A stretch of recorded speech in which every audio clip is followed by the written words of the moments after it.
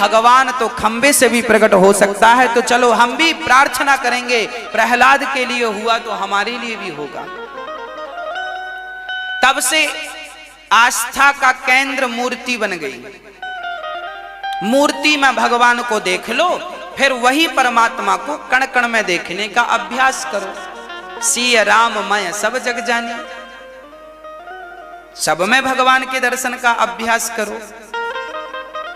क्या बुराई है? कोई मंदिर जाता है, आंख बंद करके परमात्मा का ध्यान कर रहा है, तो बुराई क्या है? पर कुछ लोग कहते हैं मूर्ति पूजा क्यों कर रहे हैं? अरे भाई, आप नहीं कर रहे हैं मत करिए, पर जो कर रहा है उसको मना करके पाप मत ला दिए सिर के ऊपर, घोर नरक जाओगे नहीं तो। हाँ, आपके पास भी जवाब होने चाहिए। कोई आपको जवाब प्रश्न करे, आपके भगवान को लेके कोई ऊंच नीच बात करे, तो आपको तुरंत उसका जवाब देना चाहिए, शास्त्रोक्त पुख्ता जवाब देना चाहिए। इसके लिए हम ये सारी बातें आपको सिखाते रहते हैं कि आपके जीवन में कोई ऐसी स्थिति उत्पन्न हो तो आप उत्तर दे सकें कि भाई हम ये करते हैं तो इसलिए करते हैं। बच्चा पहली बार स्कूल जाता है ना, तो मास्टर जी हाथ पकड़ के लिखवाते हैं का खा गा घा। उसके बाद जब वो लिखना सीख जाता है तो फिर हाथ पकड़ने की जरूरत नहीं पड़ती। उसी प्रकार जो भक्ति की क्लास में पहली बार एंट्री किया है, उसे तो मूर्ति पूजा बताई जाती है कि देख भगवान ऐसे हैं। जब उसका मन भगवान में लगता है तो फिर वो सर्वत्र देखने लगता है। खत्म, हाथ छूट गया। भाई अभ्यास तो करना ही पड़ेगा ना। पहले के जमाने में हारमोनियम नहीं हुआ करती थी, है ना। तानपुरा भी सबके पास नहीं हुआ करता था, और सा को पकड़ना होता था, कैसे पकड़ेंगे, है ना। अब सोचो कि हारमोनियम ना हो, कोई यंत्र ना हो, और फिर आपको सा पकड़ना हो, कैसे पकड़ेंगे? मतलब सा पकड़ने के लिए कोई सहारा तो चाहिए ना। भाई मैंने हारमोनियम का सा दबाया, सा सा, ये देखो मुझे यहां से सुर मिला, मैंने पकड़ लिया, तानपुरा मिल रहा। अब भाई मुझे सा पकड़ने के लिए कोई सहारा तो चाहिए कि नहीं? मैं पकड़ तो सकता हूं सा, संगीत का सा मैं पकड़ सकता हूं, पर मुझे तानपुरा चाहिए, हारमोनियम का सहारा चाहिए। उसी प्रकार परमात्मा कण कण में है, पर उस परमात्मा को कण कण से पकड़ने के लिए मुझे मूर्ति का सहारा तो चाहिए ना मेरे भाई। सहारा तो चाहिए, मूर्ति तो चाहिए। बिना सगुण के निर्गुण तक जाया ही नहीं जा सकता।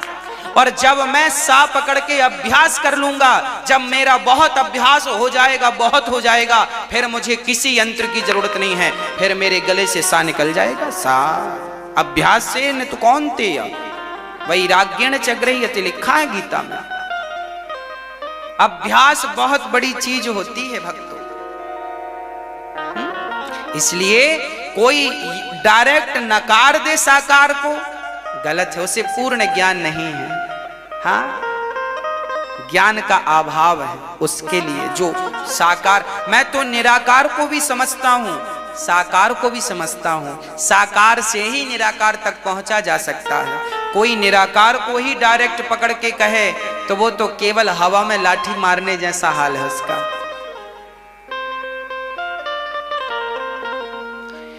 अब धर्म किसकी शरण में गया? भगवान के अवतार धर्म सत्य की शरण में गया। भगवान के 24 अवतारों का वर्णन किया। भगवान के अवतार कितने? 24। नारायण नारद हरि कपिल देव श्री राम, हंस हयग्रीव मोहिनी दत्तात्रेय सुखधाम, नरसिंह वामन व्यास जी ऋषभ देव कौमार, यज्ञ पुरुष धनवंतरी बुद्ध कल की अवतार। भगवान के 24 अवतार हैं, 24वां होगा, 23 अवतार हो चुके हैं। व्यास जी महाराज बड़े अशांत बैठे थे, तभी नारद जी का आगमन हुआ। नारद जी ने कहा व्यास जी बड़े उदास हैं, क्या हुआ? तब नारद जी से व्यास जी ने कहा मैंने 17 पुराण लिखे हैं पर शांति नहीं मिल रही। नारद जी ने कहा आपने अभी तक भागवत नहीं लिखी इसलिए शांति नहीं मिल रही है। भागवत की संरचना कीजिए, शांति निश्चित मिलेगी। और नारद जी के कहने पर आपने भागवत लिखना प्रारंभ किया। नारद जी बोले मैं दासी पुत्र था पर भगवान से रिश्ता टूटा नहीं। अच्छा, किसी भी हाल में भगवान से रिश्ता ना तोड़िएगा, है ना। जो भगवान से रिश्ता नहीं तोड़ते वो किसी भी हाल में परेशान नहीं होते,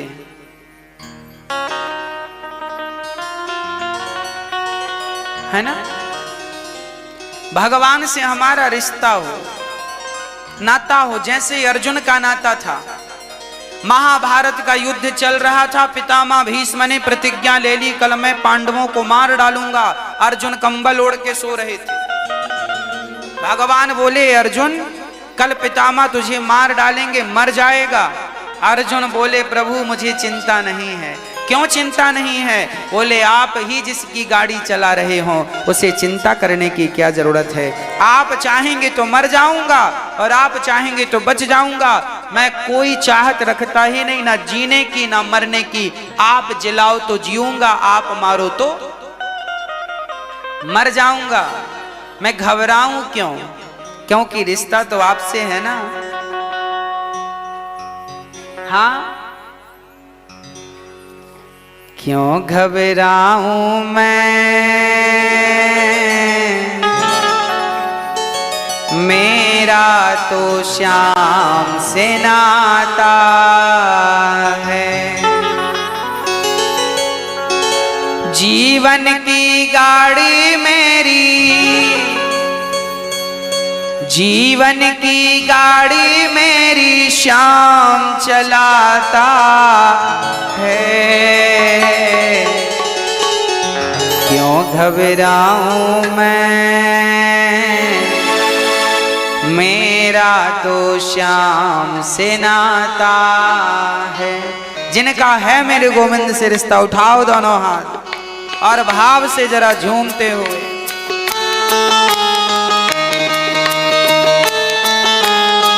जय हो।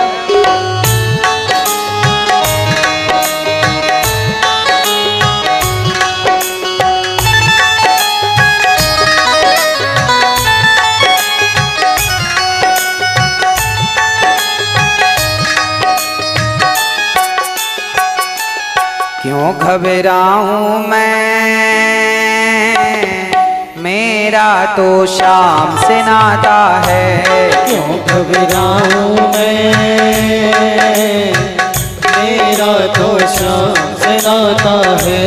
क्यों घबराऊं मैं, मेरा तो श्याम से नाता है। क्यों घबराऊं मैं,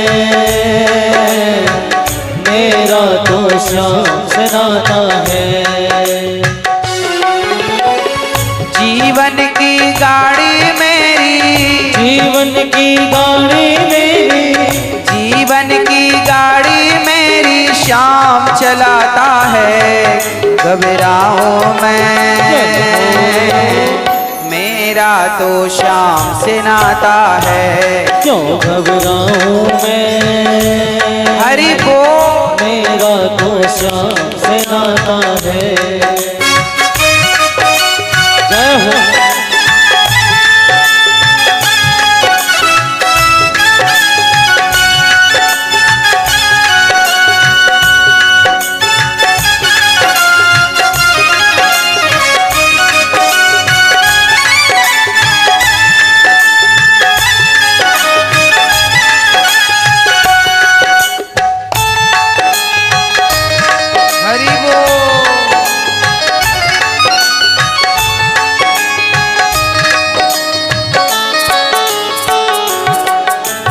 जब जब मुझको पड़ती है दरकार, श्याम हमेशा रहता है तैयार। जब जब मुझको पड़ती है दरकार, श्याम हमेशा रहता है तैयार। श्याम ने मुझ पर किया बहुत उपकार, श्याम ही मेरे जीवन का आधार। श्याम ने मुझ पर किया बहुत उपकार, श्याम ही मेरे जीवन का आधार। हरदम ये मुझ पर अपना, हरदम ये मुझ पर अपना, हरदम ये मुझ पर अपना प्यार लुटाता है। क्यों घबराऊं मैं, हे हरि मेरा तो श्याम से नाता है। क्यों घबराऊं मैं, हरि बोल, मेरा तो श्याम से नाता है। हरि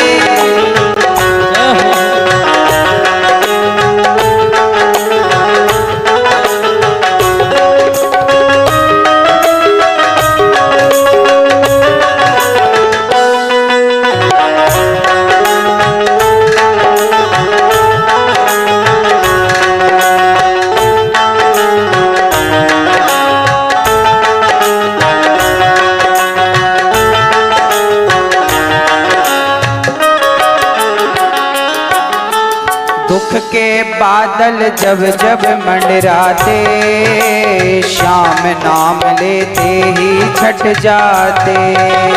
दुख के बादल जब जब मंडराते, श्याम नाम लेते ही छट जाते। बाल भी बांका वो ना कर पाते, कभी दोबारा नजर नहीं आते। बाल भी बांका वो ना कर पाते, कभी दोबारा नजर नहीं आते। मेरे जीवन में जब जब दुख आया है तो दुख बाद में आया है। उस दुख से बचाने के लिए मेरे कन्हैया पहले आए। हाँ, दुख के बादल जब जब मंडराते, श्याम नाम लेते ही छट जाते। दुख के बादल जब जब मंडराते, श्याम नाम लेते ही छट जाते। बाल भी बांका वो ना कर पाते, कभी दोबारा नजर नहीं आते।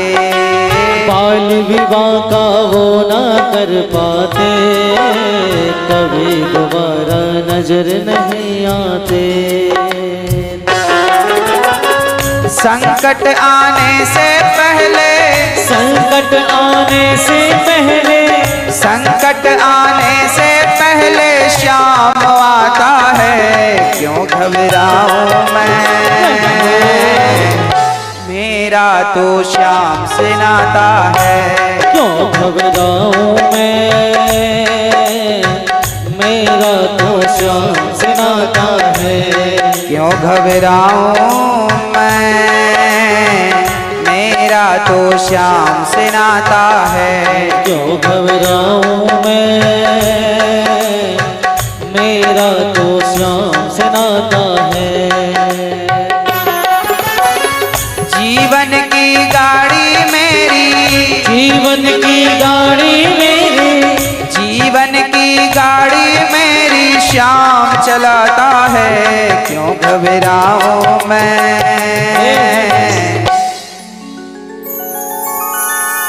मेरा तो श्याम से नाता है।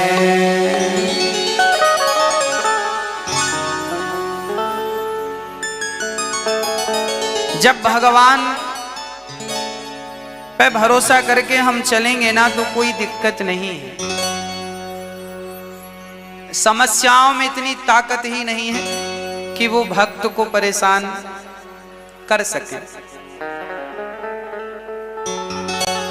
याद रखना, समस्याएं उन्हीं को परेशान करती हैं जिन्होंने अपने आप को भगवान से नहीं जोड़ा।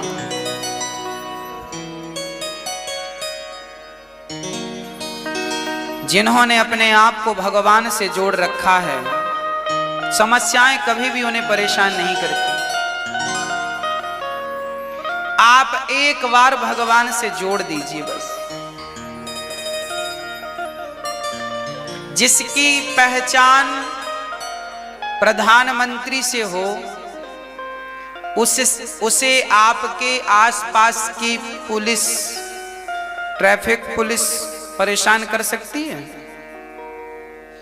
जिनकी कोई पहचान नहीं है, उन्हें तो चलो लाइसेंस दिखाओ, ये दिखाओ, वो दिखाओ, परेशान किया जा सकता है। पर जिसकी पहचान ऊपर हो, उसे कोई रोके भला? हाँ जी, बस जिसकी पहचान कन्हैया से है, उसे दुख क्या परेशान करेंगे? उसकी पहचान भगवान से। इसलिए भगवान से जिसका संबंध होता है, ना उसे राहु परेशान करते हैं, ना तो केतु परेशान करता है, ना तो शनि की दशा परेशान करती है, ना तो कोई और परेशान करता है। देखो ना भक्तों, जो भगवान की शरण में चला जाता है, जो भगवान का हो जाता है, शनि की महादशा भी जो पहले प्रतिकूल थी, जब भगवान की शरण में कोई जाता है तो वही शनि जो प्रतिकूल थे वो भी अनुकूल हो जाते हैं भगवान की कृपा से। हाँ, ग्रह कितने होते हैं? 9। एक 10वां ग्रह भी होता है। उस ग्रह का नाम है अनुग्रह। क्या है? अनुग्रह मतलब भगवान की, जब भगवान का अनुग्रह आप पर होता है तो फिर नवग्रह आपको परेशान नहीं करते। अनुग्रह एक हो जाए तो 9 से छुट्टी मिल जाएगी, और ना हुआ भगवान का अनुग्रह तो फिर राहु जीने नहीं देगा, केतु यहां से खाएगा। ग्रहों की दशाएं बिगड़ी पड़ी हैं लोगों की। क्यों बिगड़ी हैं? क्योंकि अभी तक आप पर ईश्वर का अनुग्रह नहीं हुआ। अनुग्रह कब होगा? जब सच्चे भाव से भगवान के हो जाओगे। प्रभु मैं आ गया हूं आपका बनने के लिए, आपका हो गया बस।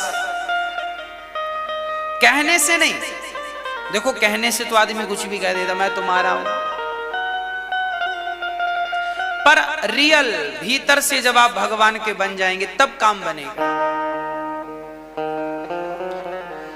नारद जी बोले, मैं दासी पुत्र था, भगवत कृपा हुई, संतों की कृपा हुई, आज ब्रह्मा का बेटा हूं।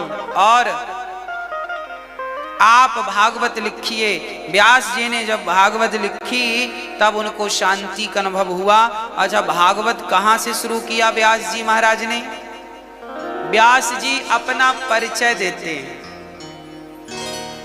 व्यास जी कौन हैं? पाराशर्य महाभाग। ऐसे महाभाग श्री पाराशर जी आपके पुत्र श्री वेद व्यास जी हैं। मत्स्य कन्या जिसे सत्यवती भी कहते हैं, उसके पुत्र श्री वेद व्यास जी महाराज। व्यास जी ने भागवत की शुरुआत कहां से की? व्यास जी ने भागवत की शुरुआत की महाभारत के युद्ध से। अच्छा, महाभारत से ही भागवत क्यों प्रारंभ हुई? महाभारत की कथा से क्यों प्रारंभ हुई? देखो, भागवत 3 दिन हो जाती है, तब चौथे दिन भगवान कृष्ण का जन्म होता है। जबकि कथा उसकी है तो जन्म पहले ही दिन हो जाना चाहिए, चौथे दिन जन्म होता है। तो 3 दिन बाद चौथे दिन भगवान का जन्म क्यों होता है भागवत जी में?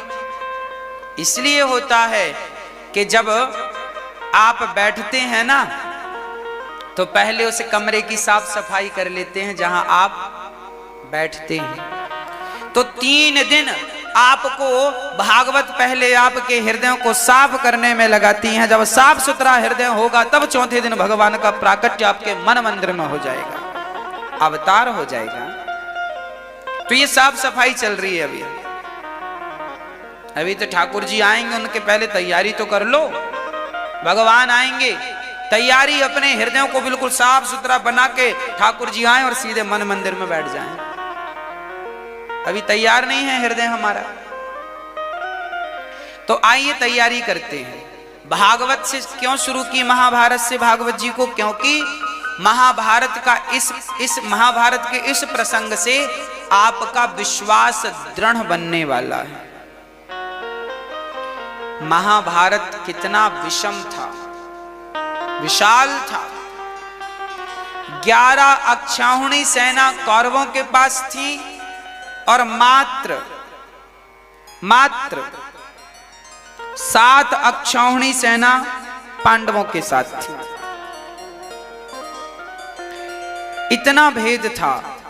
कौरवों की सेना बड़ी थी, कौरवों की सिर्फ सेना बड़ी थी ऐसा नहीं, कौरवों का बल पराक्रम भी बड़ा था। हाँ जी, बड़ा। देखिए ना, पितामह भीष्म किनके साथ थे? पितामह भीष्म कौरवों के साथ थे। गुरु द्रोणाचार्य कौरवों के साथ थे। दानवीर कर्ण कौरवों के साथ थे। पांडवों का साथ देने वाला कौन था? सिवाय कृष्ण के कोई भी तो नहीं था ना। भगवान के सिवा पांडवों का बल बढ़ाने वाला कोई नहीं था। और इस बात से यहां ये चीज स्पष्ट हो गई है, ये स्पष्ट हो गया कि आप कितने भी बलशाली हों और आपके पास भगवत कृपा का बल ना हो तो आपका बल बेकार है और आप बिल्कुल निर्बल हैं। और आपके पास भगवत कृपा का बल है तो आप ही सबसे बलवान हैं। अर्जुन के पास कोई बल नहीं था सिवा कृष्ण के, पर वो कृष्ण के बल को पाकर के आपने तो इतिहास रच दिया ना। अर्जुन की गाड़ी कौरवों की सेना में कितनी अक्षौहिणी सेना थी? 11। एक अक्षौहिणी सेना कितनी बड़ी होती है वो मैं आपको बताता हूं।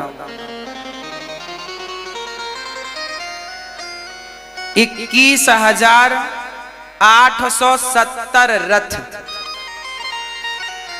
21,870 रथ, 21,870 हाथी। एक रथ पर 2 लोग बैठते हैं, एक चलाने वाला और एक बैठने वाला।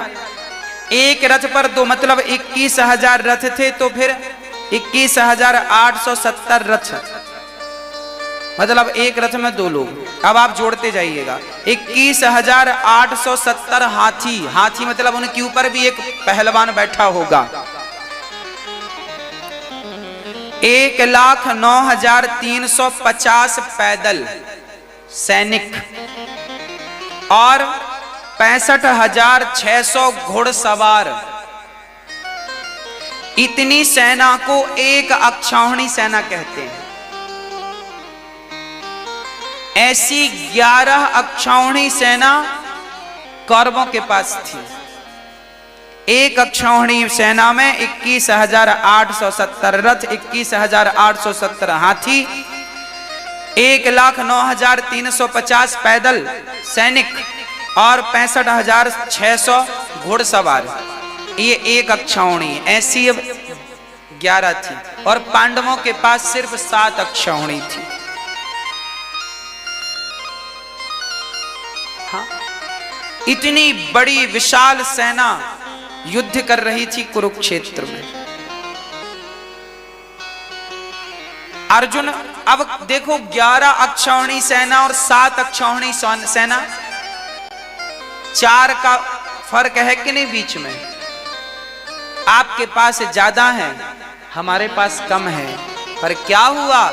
आप ये मत सोचा करो कि उसके पास दौलत ज्यादा है, उसके पास बंगले गाड़ी घोड़ा ज्यादा है, उसके पास सुख ज्यादा है। कोई बात नहीं, उसके पास होंगी वो चीजें ज्यादा, आपके पास तो भगवत कृपा ज्यादा होनी चाहिए ना।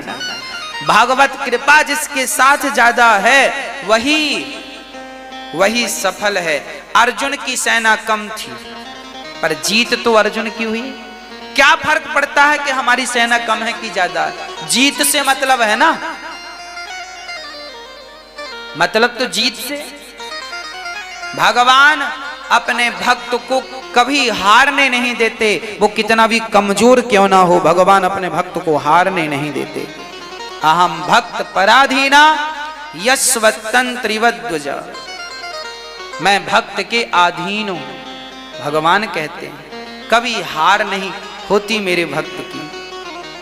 इसलिए भक्तों, आप जमाने से ज्यादा, अपने से ज्यादा अपने भगवान पर विश्वास कीजिए, अपने इष्ट पर विश्वास कीजिए, अपने राम पर, अपने नारायण पर विश्वास कीजिए, अपने कृष्ण पर विश्वास कीजिए, वही सब काम करते हैं। हम लोग तो देखिए चलते हैं, हमारे जैसे मेहनत करने वाले और भी होंगे, आपके जितना मेहनत करने वाले और भी लोग होंगे, पर भगवान सफल उन्हीं को करते हैं जिन पर भगवान का हाथ होता है, कृपा होती है। नहीं तो मेहनत करने वाले हमसे ज्यादा, आपसे ज्यादा मेहनत तो मजदूर लोग कर रहे हैं बेचारे, पर उन्हें तो 300 रुपए ही मिलता है, 200 रुपए ही मिलता है। और आप सरकारी आदमी जाकर केवल एक साइन करता है तो 20,000 रुपए मिल जाते हैं, 50,000 रुपए मिल जाते हैं, है ना। तो आपके ऊपर केवल भगवान की कृपा है ना, ये कृपा ही का तो खा रहे हो, मेहनत का तो बेचारे मजदूर खा रहे हैं। मेहनत तो मजदूर करते हैं, आपने मेहनत का नहीं खाया, आपने तो मान भले लिया हो मेहनत का, ठीक है, पर सच कहूं तो हमारी मेहनत इतनी नहीं थी जितनी कामयाबी परमात्मा ने दी है। वो तो कृपा से संभव है, मेहनत से नहीं। हमारी सफलता में हमारी मेहनत नहीं है, हमारी मेहनत तो एक रत्ती नहीं है, वो तो बिहारी जी की पूरी कृपा है। आपकी सफलता में आपकी मेहनत रत्ती भर नहीं है, बिहारी जी की कृपा है। अब कोई भले श्रेय भगवान को ना दे, अपनी जेब में रख ले, वो उसका अपना सब्जेक्ट हो सकता है, पर सच्चाई यही है कि हम सबका पालनहार केवल भगवान है, सबके पालनहार हैं। अर्जुन की गाड़ी भगवान ने चलाई, और केवल गाड़ी कोरी चलाई ना, पग पग पर भगवान ने रक्षा की, पल पल पग पग पग भगवान ने रक्षा की, पग पग पर ठाकुर जी ने रक्षा की, अद्भुत रक्षा की। महाभारत में 2 जगह ऐसी आई जहां भगवान को अर्जुन की रक्षा करनी पड़ी, 2 नहीं 3। पहला, जब पितामह भीष्म ने, अच्छा पितामह भीष्म ने युद्ध कितने दिन किया है? ये प्रधान सेनापति थे पितामह, 10 दिन तक सेनापति रहे पितामह, 10वें दिन युद्ध में मारे गए, अर्थात बाणों की सैया मिली। जब पितामह रोज लड़ करके आते थे ना शाम को, तो दुर्योधन आ जाता था, पितामह आप तो युद्ध कर ही नहीं रहे हैं, हमारी तरफ से तो कर ही, आपने तो पांडवों के पक्ष में युद्ध किया है, हाँ आप तो हमारा भला चाहते ही नहीं, ये कहकर चला जाता, रोज आता। पितामह भीष्म को रोज ताने मारता। पितामह भीष्म ने सीधा कह दिया था दुर्योधन से कि मैं तेरा सेनापति बनूंगा पर पांडवों को नहीं मारूंगा, पर याद रखना 10,000 महारथियों को रोज मारूंगा। पितामह भीष्म 10,000 लोगों को रोज मारते थे। महाभारत में 10,000 आदमी पितामह अकेले मारते थे, पर उनका प्रेम था पांडवों के प्रति, वो नहीं मारना चाहते थे।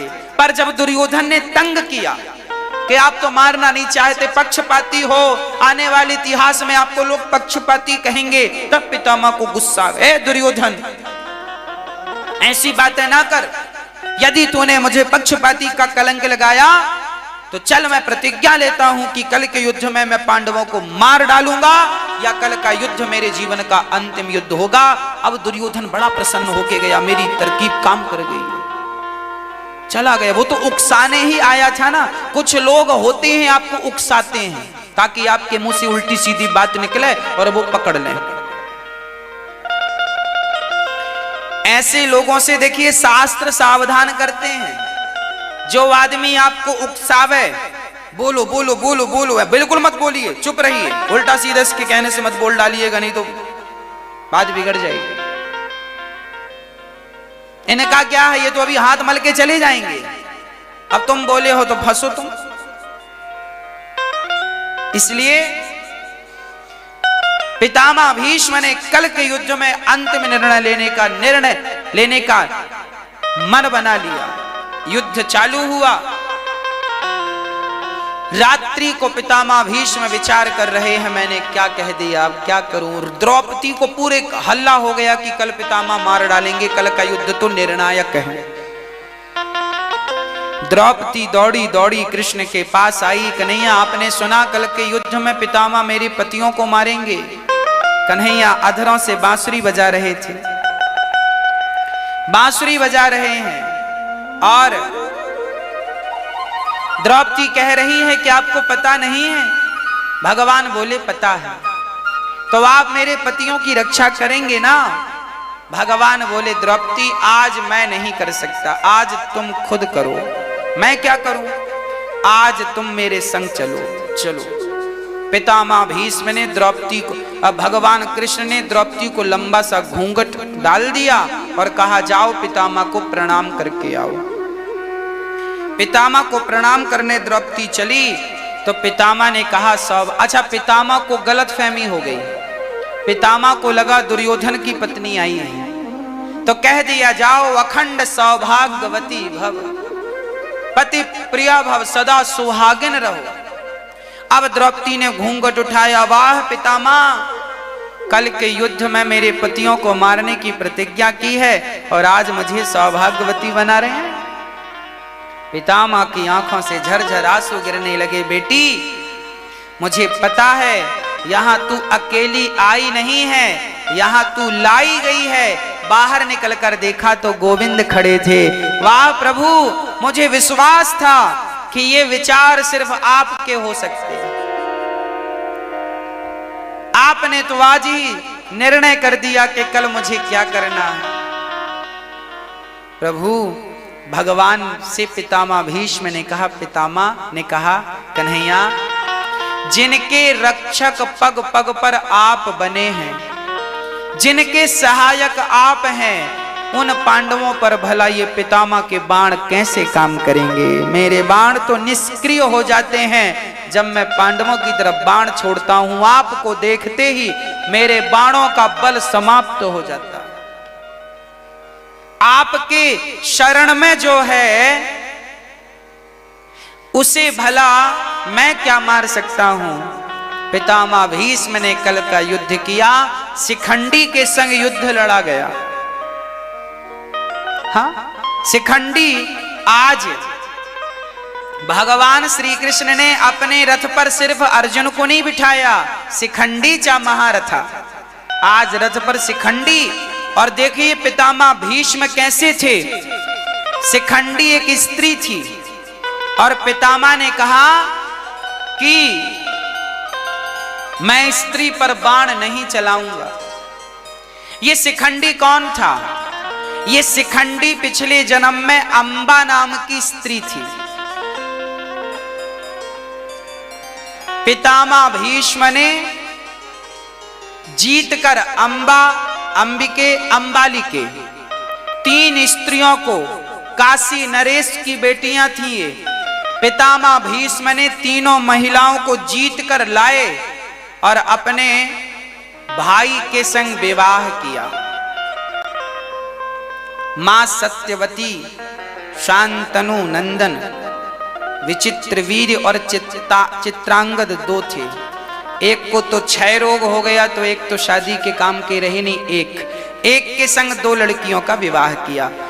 अंबा से पूछा, पितामह भीष्म देखिए तीनों को जीत कर लाए, फिर पूछा क्यों, आपका किसी से कोई प्रेम रैम तो नहीं है, होए तो बता दो। तो दो तो चुप रही, बोला कोई से प्रेम नहीं है, तो उनकी शादी कर दी।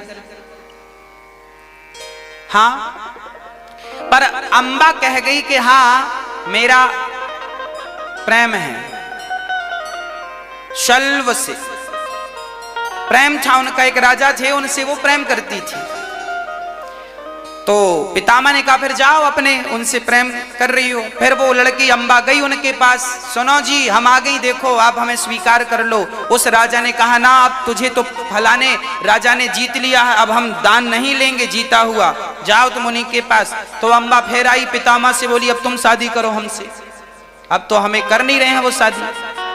पितामह ने कहा मैं तो अखंड ब्रह्मचारी हूं, मैं क्यों शादी करूं। फिर वो अंबा दौड़ी दौड़ी परशुराम जी के पास गई। परशुराम जी गुरु थे पितामह भीष्म के। परशुराम जी से अंबा ने कहा सुनो गुरु जी, आपका चेला ठीक नहीं है, हमें जीत कर लाया, शादी नहीं किया, अब हम क्या करें, हमने जिससे प्रेम किया था अब वो भी हमें स्वीकार नहीं किया, हमारी तो जिंदगी बर्बाद हो गई। तो परशुराम जी आए, पितामह भीष्म इससे शादी कर। पितामह भीष्म ने कहा गुरुदेव आज मैं आपकी आज्ञा का पालन नहीं करूंगा। तो फिर गुरुजी ने कहा चल आज तू युद्ध कर मेरे से। तो पितामह भीष्म ने अपने गुरु परशुराम जी से युद्ध किया अंबा के कारण, और युद्ध में अपने गुरु को संतुष्ट कर दिया था पितामह भीष्म ने, पर अपनी प्रतिज्ञा से विचलित नहीं भई। अब वो लड़की अंबा क्या करे, तब उसने प्रतिज्ञा ली पितामह तुमने मेरी जिंदगी बर्बाद की है, मैं ही तुम्हारी मृत्यु का कारण बनूंगी, ये तुम्हें श्राप देती हूं। पर कारण कैसे बनेगी, ये तो जात की महिला, ये थोड़ी युद्ध करेगी, इतनी ताकत थोड़ी है कि पितामह से लोहा ले। तो यही अंबा तपस्या करती है और ये शरीर छोड़ती है और दूसरे जन्म में शिखंडी के रूप में ये अग्नि से प्रकट होती है। द्रुपद राजा के यहाँ, हाँ, द्रौपदी जिस अग्नि कुंड से निकली, शिखंडी भी उसी अग्नि कुंड से निकला, और धृष्टद्युम्न भी उसी अग्नि कुंड से निकला। अब यह अंबा ही शिखंडी बनी, और आज अर्जुन ने इसी को सामने किया।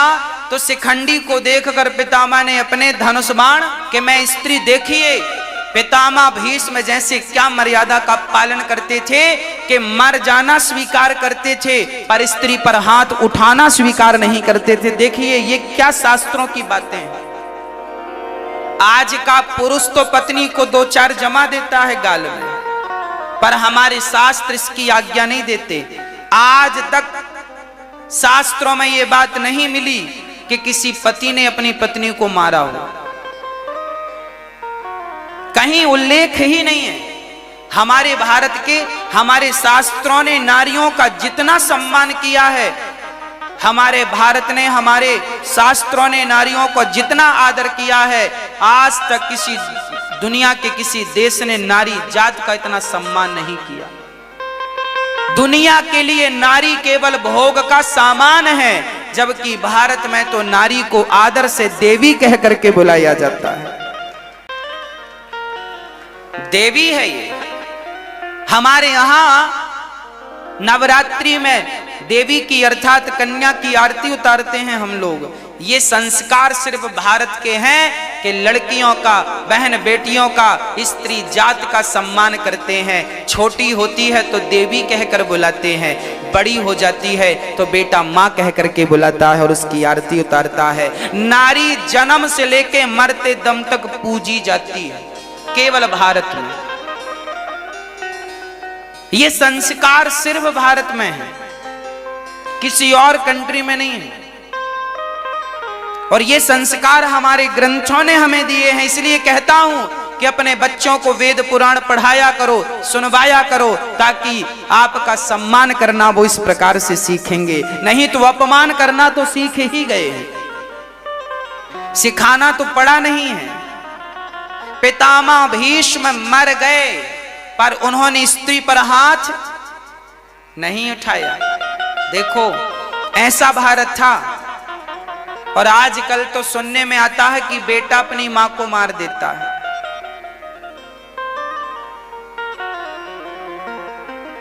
पितामह भीष्म युद्ध में बाणों की सैया पर लेट गए और आज 10वें दिन का महाभारत पूरा हो गया। तो पहला वाक्य तो यह है कि भगवान ने पितामह की प्रतिज्ञा से पांडवों को बचाया। देखिए भगवान ने भक्तों को कैसे बचाया। दूसरी बात,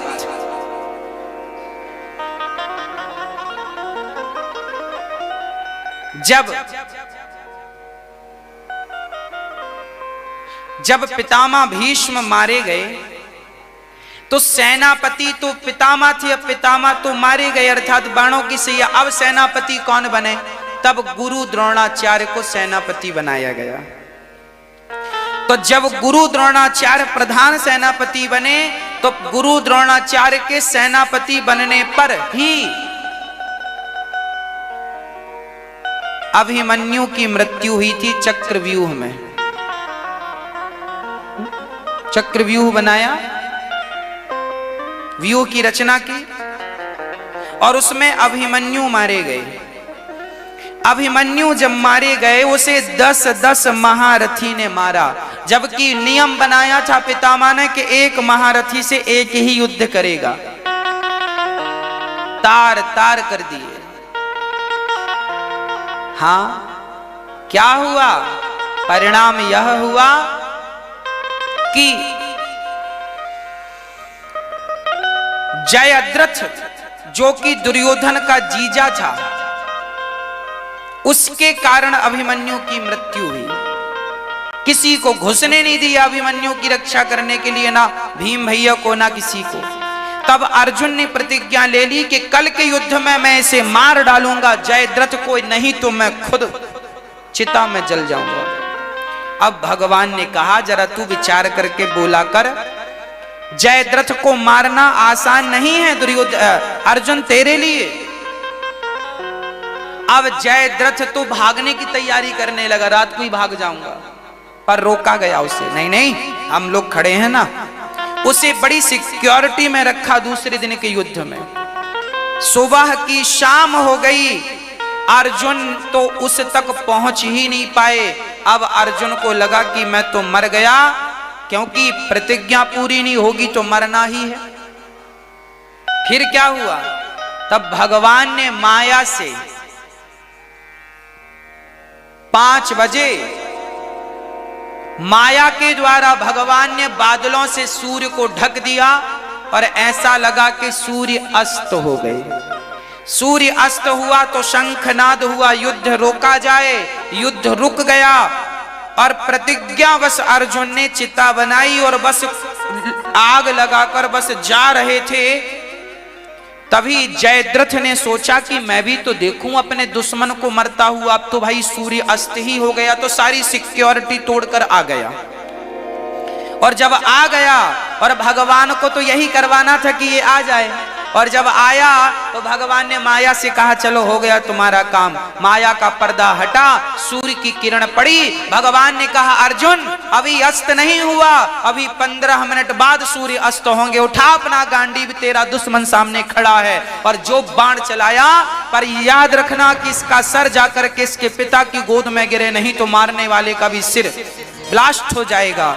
और जब अर्जुन ने बाण चलाया तो अर्जुन के बाण में ताकत नहीं थी। भगवान ने अपना सुदर्शन लगा दिया और जयद्रथ का सिर जाकर उसके पिता की गोद में, जो कि हजारों किलोमीटर दूर जंगल में बैठा था, उसकी गोद में गिरा। दोनों बाप बेटे जल के राख हो गए और भगवान ने अपने भक्त की रक्षा की। यदि आपने भगवान के चरणों में समर्पण किया है तो भगवान तुम्हारा बाल भी बांका नहीं होने देंगे। विश्वास रखना, बस कुछ भी नहीं होने देंगे, है ना? वो सब जानते हैं। दिन को रात किया भगत के लिए, भक्त के लिए। यदि अर्जुन के लिए दिन को रात कर सकते हैं उसकी विजय के लिए, तो क्या भगवान हमारे लिए कुछ नहीं करेंगे? तुम बनो तो एक बार उनके। हम बन कहां पाते हैं, हम समर्पण कर कहां पाते हैं अर्जुन की तरह। तो दूसरा वाक्य ये था। तीसरा वाक्य, जब धृष्टद्युम्न ने गुरु द्रोणाचार्य का सिर काट दिया, जब गुरु द्रोणाचार्य मारे गए तो अब सेनापति, 2 सेनापति मारे गए। अब तीसरा सेनापति कौन बने? तो कर्ण बने। कर्ण केवल 2 दिन तक सेनापति थे, दूसरे दिन ही युद्ध में कर्ण मारे गए थे। कर्ण ने पहले दिन एक बाण चलाया था अर्जुन पर, नाग का अस्त्र था, वो नाग बैठा था उसके बाण पर, वो बाण चलाया था।